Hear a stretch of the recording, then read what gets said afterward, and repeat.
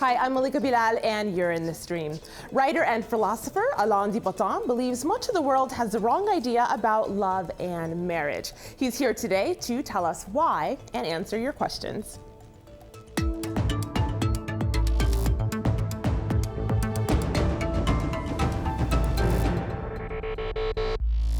Our digital producer and my co-host, Omar Badar, is here, and he's looking out for all of your live feedback. I know there's a lot of it because one topic that everyone loves to talk about is love. Pretty much, and everybody has an opinion on it. And you know, Malika, we've had this thing hammered in our heads our entire lives that you should maybe wait for Prince Charming or some angelic princess. And we're seeing that actually reflected in our online community as well. We have Annie here on Facebook who says, I thought of all the Disney cartoons like Snow White and Cinderella I grew up watching, someday dreaming of that happily ever after, while my parents are constantly bickered in the background.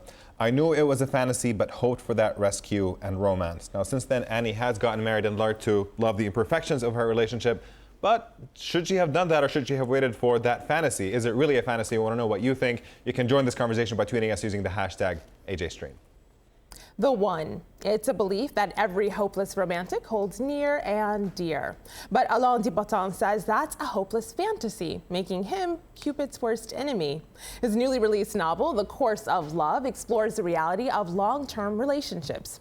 He believes romanticism actually threatens love. So does happily ever after even exist? Well, joining us to discuss this is the author and philosopher himself, Alain de Botton, in New York. In India, Surabhi Surendra, a relationship blogger who's in an arranged marriage. In Los Angeles, Robin Rinaldi, author of The Wild Oats Project and somewhat expert on non-monogamy. And in San Francisco, Chris Bull, co-founder and editorial director of Queerty. Welcome everyone to the stream. Alain, what's wrong with romanticism? What it's done is to give us all kinds of ideas which are really unhelpful to flourishing long-term love. For example, the idea that you will meet one special person, they will satisfy every part of you, you will never be alone again, that with this person everything will come right, that you don't necessarily have to learn to speak to them about what's going on inside you, because your soul and their soul will miraculously fuse and communication will therefore be wordless. The idea that love isn't really to do with money or practicalities. When people start to discuss the laundry on an early dinner date, people would go, you discuss the laundry? That's really unromantic. So in other words, true romance, true love is supposed to be divested of any practical, financial, procedural kind of concerns. So a lot of these ideas are very beautiful and very ambitious, but they leave us puzzled and confused when we actually start entering relationships and are liable to think that the right person, the reason why we're having difficulty in our relationships is that the right person hasn't come along. Well, the truth is that no one is right, because all of us are a bit broken, a bit damaged inside. And rather than expecting the absolutely perfect right person to appear, we should remember that we ourselves are so desperately flawed and we need compassion and forgiveness in spades, rather than a rather punishing search for an ever more perfect human being, which is something that none of us are. Alain, I want to show you and our audience some things. You talked about that first meeting. This is something we've seen online in recent years, a lot kind of explode. These are proposal videos. This is one that caught our eye, and it was pretty viral. I'm sure most of you all have seen it. Take a look at this.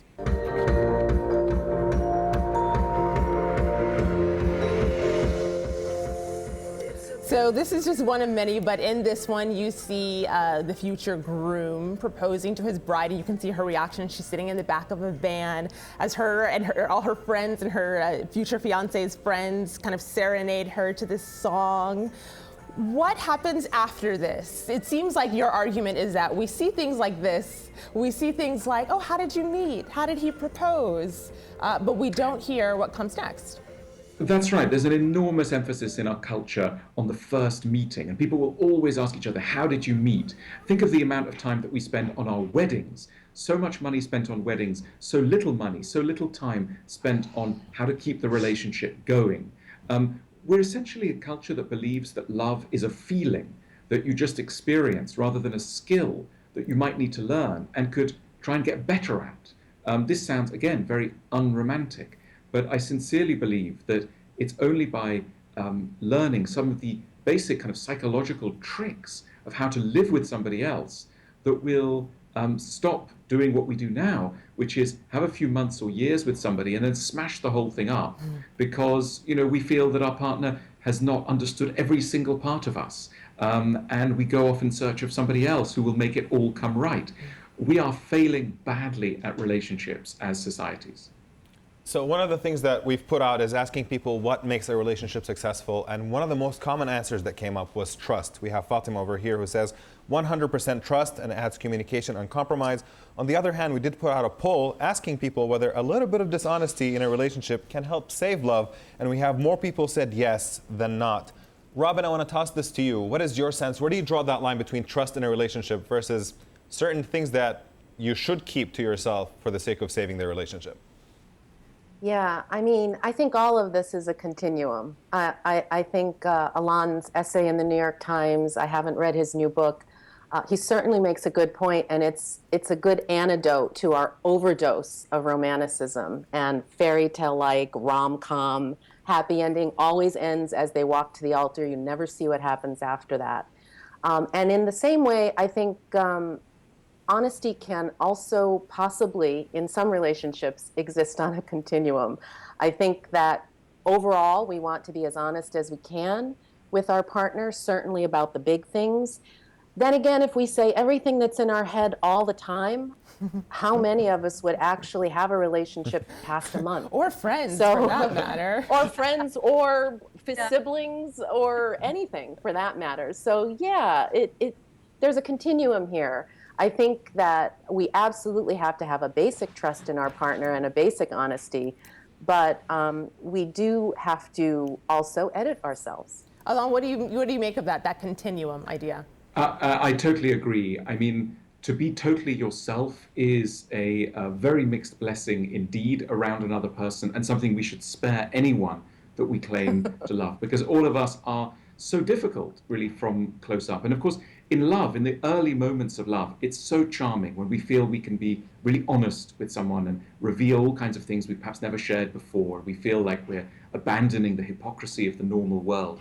But beyond the early stages, we have to start to keep certain things private because they are going to hurt the person we love so much. So, you know, dishonesty, far from being an abandonment of love, is actually loyal to the underlying project of love, which is to be generous and kind to another human being. So are those things that should come out in that first meeting and that first date? Or are you know, what happens there? What are those questions we should be asking each other when we first meet each other? Well, I think, you know, one of the first things we should do is stop pretending that we're perfect. Because you know how people say, oh, I've met somebody, they're just perfect. If you think anyone is perfect, if you think your lover is perfect, you have not begun to understand them. No one is perfect outside of angels, even if they exist. We are not angels. And, you know, I suggested in my article and indeed in my book that one of the fitting questions that we should ask our lovers on an early dinner date was, how are you crazy? You know, I'm crazy like this, how about you? Because all of us are deeply damaged. All of us have come through childhood with all kinds of fascinating scars, hang-ups, patterns of avoidance, of anxiety, etc. And the more we can be on top of them, you know, we don't need people to be perfect. What we need people to be able to be in relationships is self-aware. Self-aware enough to give the other person a map of our difficulties so that in good time they can get used to how we're going to be trouble to be around. One of the great difficulties is that, especially young people, they tend to imagine that they'll be easy to live with, and they put all their efforts into thinking, if only I met the right person, I'd be easy to live with.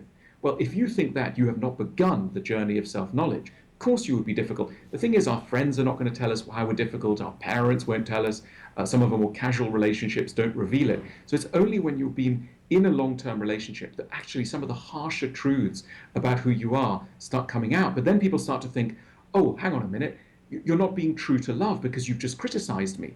The other thing to bear in mind is that an honest and good relationship has a lot of criticism in it because it gives you a vantage point onto other people's characters, where of course you will spot stuff that is deeply annoying, illogical, that you need to call people out on their behavior. The thing is, you need to do it kindly and with love, and you need an atmosphere in the relationship where that sort of call out is legitimated. But so often in a kind of romantic affair, it's like, if you loved me, you would love every part of me. How many times have lovers said, true love means accepting the whole of me? And people say things like, well, my mum doesn't think I have a problem, or my friends are like, why do you think I've got a problem? Well, the answer is because I know you better, and because I'm invested in you. Right. Well, You know, and we can't ignore the fact that during these early first dates, and indeed into several months, sometimes a couple years of the relationship, our bodies are being flooded with hormones that are not conducive to asking these hard questions. If you're imagine yourself on a first date with someone you're very romantically and sexually attracted to, and you're both talking about your neuroses. Maybe you've been in therapy and you're talking about them very honestly. I would bet you're going to think it's charming. And 2 years later, you're not, when those neuroses start to come up and the oxytocin has left and the dopamine has left because it's no longer a new experience.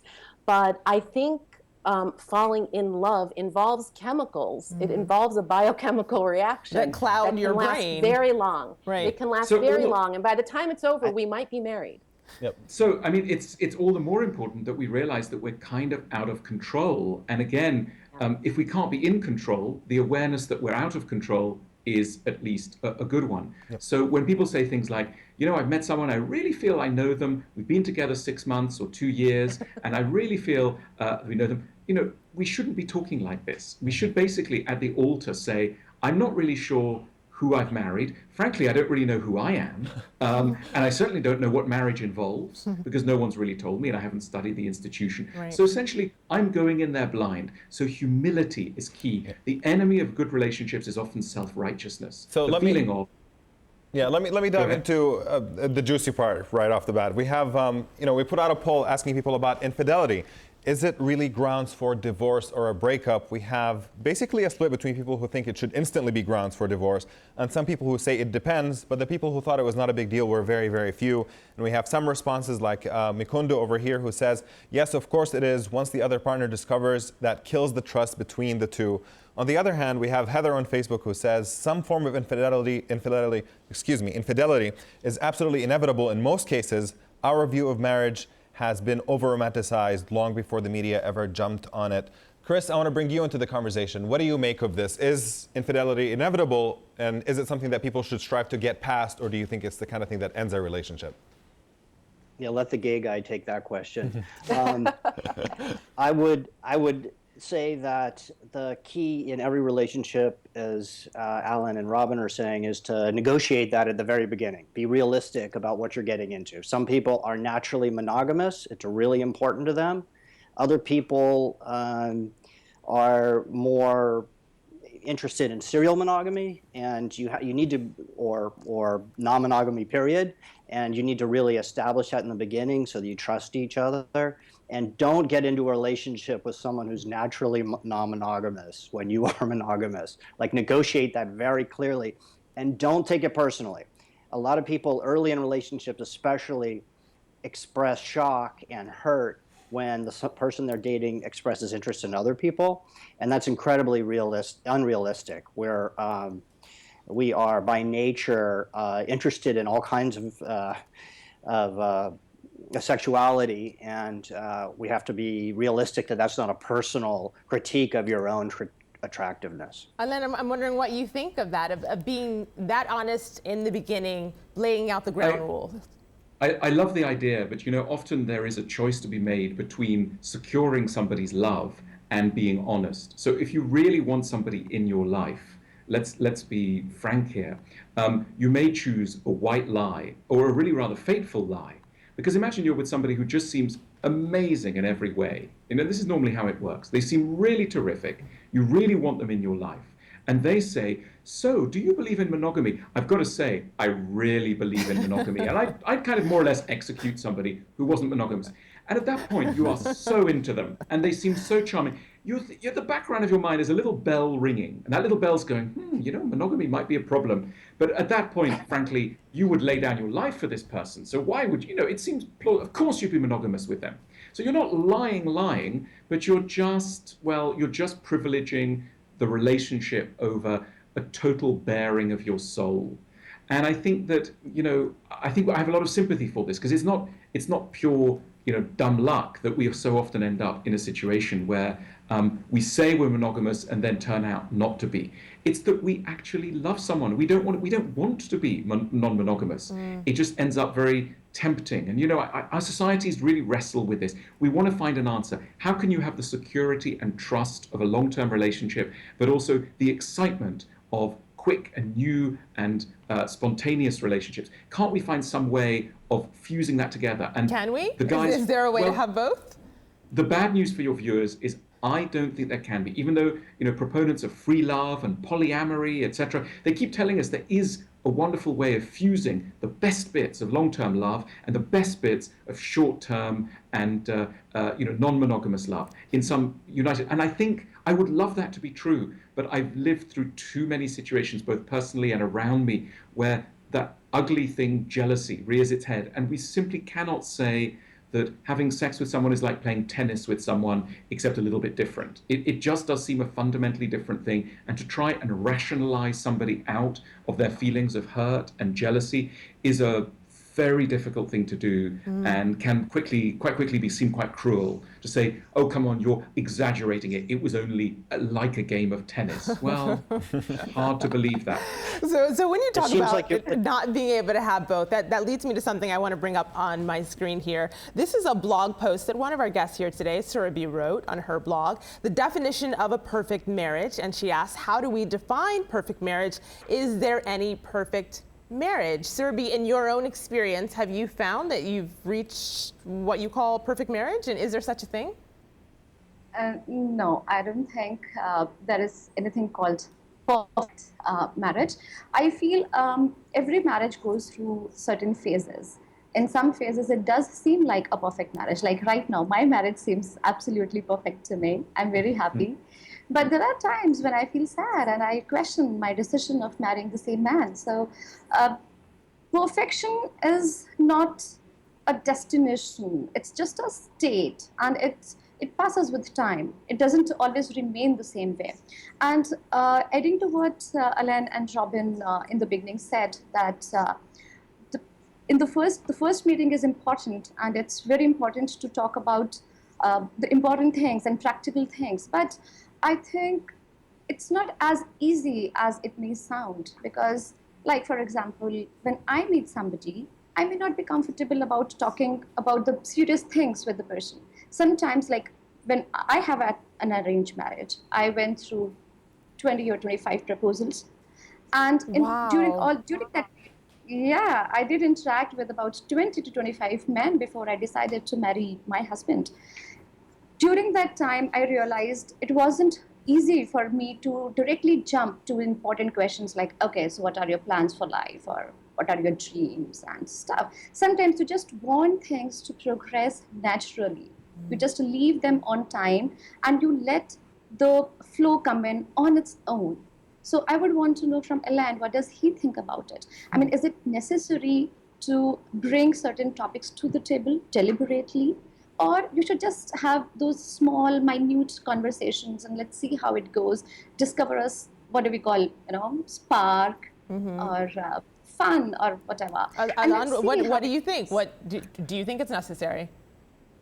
Look, I think, of course, taking it slowly is great, but I think that ultimately what I'm arguing for is a more psychological approach to relationships, a relationship where two people understand a little bit more about how they work as affectionate beings. For example, most people have only a very shaky grasp of what they are like as lovers. They don't understand their childhoods. They don't understand how difficult they are in particular ways. They don't begin to understand, for example, psychologists will talk about two loving patterns. Whenever there's a problem, some people are what psychologists call avoidant. That means they will withdraw from situations of love in order not to get hurt. They will withdraw and go cold. They make themselves invulnerable and cold. Other people will be anxiously attached. In other words, they will try and get closer and control, and often get very angry. These are people who get very angry, and they try and control the object of their affections. Most of us are either avoidant or anxious in some ways. But which one is it? And do we even know this concept exists? So there are lots of things, in 20 minutes of a very basic, 101 psychology, you can pick up vital tools that are going to be able to help you to understand what sort of a person you are going to be in love. And the more of that knowledge there is circulating within the couple, the more, when there are arguments and discussions, you can have a sort of eye in the sky, looking down at the relationship and just being a little wise about some of the dynamics that are occurring within it. Alain, there's one of the things that's kind of a modern relationship problem that's been popping up a lot. A lot of people have written about it, and we actually got a video comment from Harriet in the UK talking about it. Check it out. In your article, you emphasize how romanticism is unhelpful and how it can help relationships if people adopt a philosophy of pessimism. With this in mind, I had two real thoughts. To what extent do you think modern technologies such as online dating, social media, instant messaging, perhaps are exacerbating the problems of romanticism, including issues such as, is there someone better out there for me?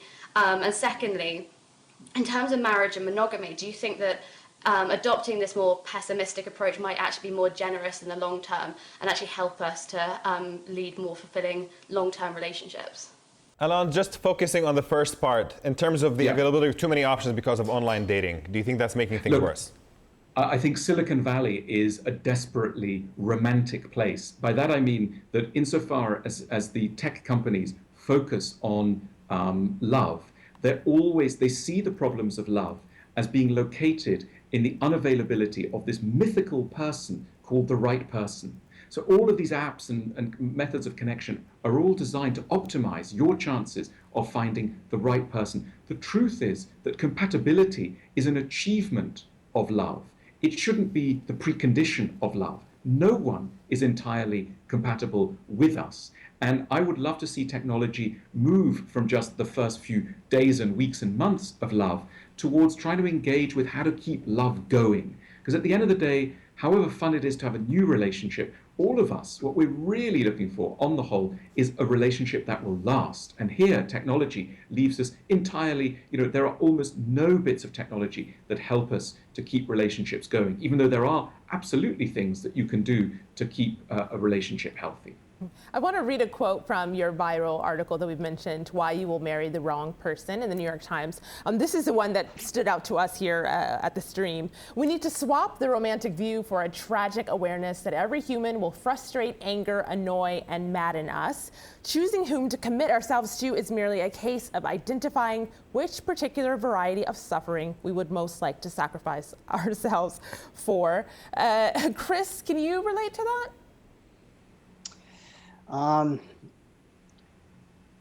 I do. I think it's part of the reality of setting limits and setting an agenda for a dating situation early on, including discussions about non-monogamy and monogamy that Alan seems to think I'm advocating having too early, and that's certainly a possibility. But yeah, I think the romantic and the erotic part of a relationship typically lasts a few months to a year, and it gradually becomes a relationship of compatibility where you share interests and you share projects together and you like doing the same things, and that's what keeps you together. And that's the much more realistic way of going into a relationship, is sort of making sure that those are things you have commonality rather than just eroticism. Alain, we have about 30 seconds left. Do you want to address what Chris just said? Yes, so many of the emotions that get us into relationships, romantic emotions, are actually the enemies of keeping love going in the long term. To really succeed at love, I think you need to accept that you are slightly crazy, your partner is slightly crazy, you don't quite understand what you're letting yourself in for, and you therefore need to make a commitment to honest communication when it's possible, and most importantly, to constantly forgive and apologize for being you. All right, for our online audience, we will find out what kind of crazy we all are in the post show. Stream.aljazeera.com. See you there.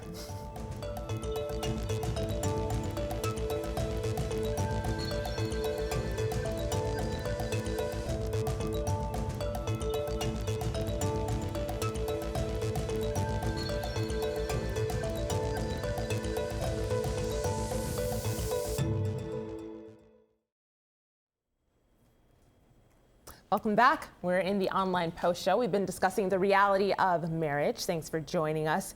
So just before we headed into the post show, we were talking about understanding what kind of crazy you are and what you bring to the relationship. Because this is such great advice, I think what would make it even more poignant for us is explaining how you did it.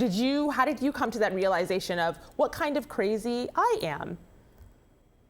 I genuinely believe for a long time, when I was a younger guy, I really thought that I was an easy person to live with, and that the only problem in my relationships was that I hadn't met the right person, and that if I met the right person, we would be fine because I was such an easy person to live with. I now know I'm very strange to live with. For example, I need to spend long periods alone, and sometimes I don't want to say what's on my mind. And when my wife says to me, "So, what are you thinking about?" Without being rude, I just want her to go away, and I don't want to say what it is. And it's not because I'm a monster, it's actually because I'm trying to think of certain things, right, and my mind feels kind of fragile. So it's taken so many arguments. It's taken so many arguments till she can see that I'm not a bad person, and I can see that she's not a bad person. And then what we've really got is two people who want closeness but have different preconditions for closeness. So that's about 12 arguments, and just there. Yeah, and I want to know, what does your wife think about you? Does she think you are the right man for her? Or are you the right man for her or the wrong man? We have, the other thing I should say is that's so important in relationships is comedy, because comedy enables you to touch on some of the sadder, but also more worrying things, and make them into jokes and make them, in a way, less dangerous. So she's very funny to me. Occasionally she'll look at me and she goes, "I've married this. This is who I've married. I am so sorry for me." And I go, "I'm so sorry for you. I don't know what's happened."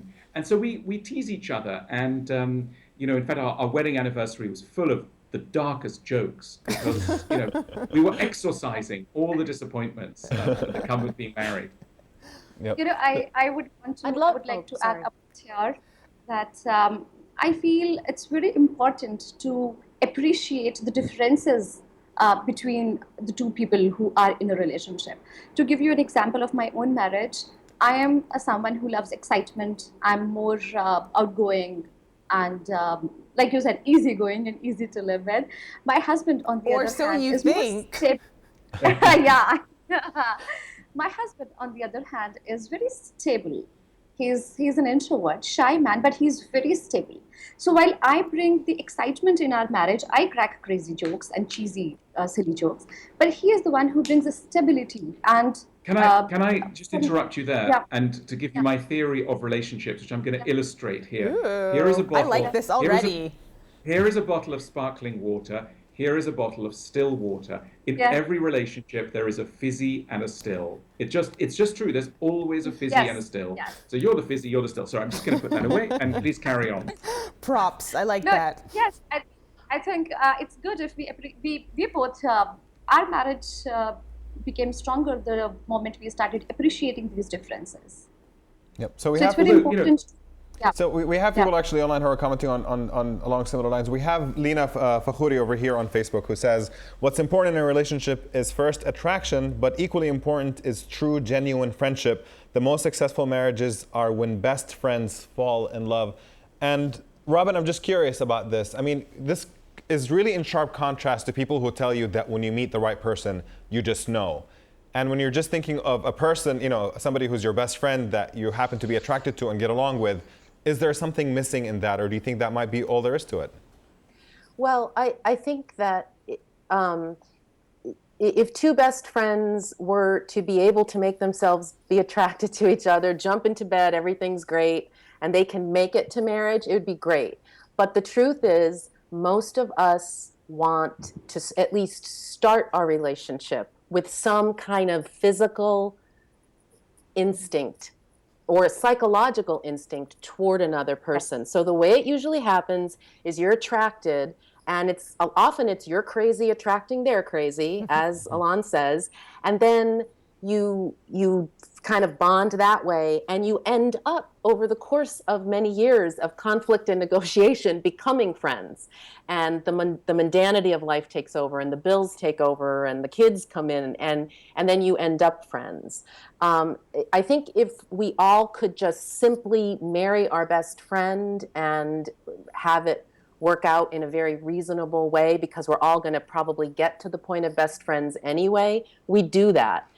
But the romantic urge does run deep. It's a cultural conditioning. I think Alain is right that it's been completely overdone. But there's also something in us that at least wants a relationship, I think, to start with feelings of romance. You know, Alain, there's a part in your book here, and because not everyone has read it, we don't want to spoil it. This is The Course of Love. It focuses on two characters, Kirsten and Rabi, and they come from different backgrounds, and they meet cute, and they, you know, it goes over the course of their love. We'll leave it at that. But there's one scene, if you will, where they're at IKEA.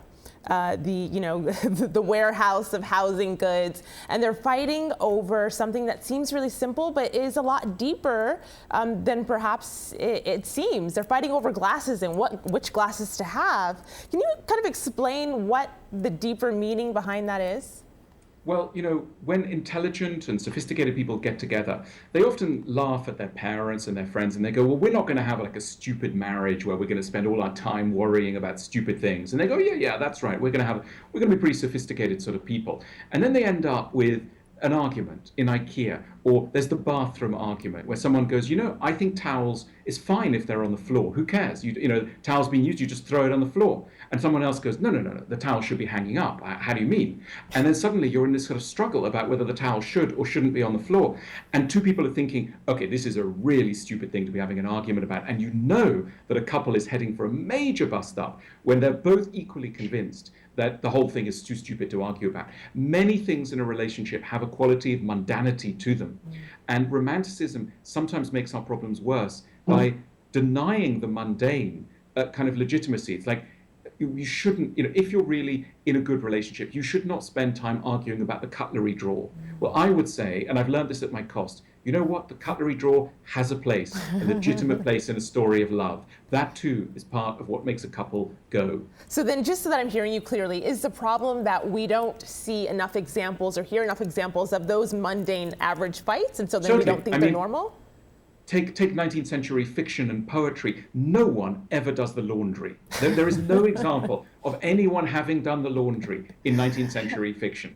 And that's really tragic. I mean, because, you know, what happens then is you end up having a squabble in the laundry and you think, my life's gone really wrong. Because I've never seen this in a movie. I've never seen someone going down to the basement, picking out the thing, you know, it's just, so I think, you know, what's gone wrong?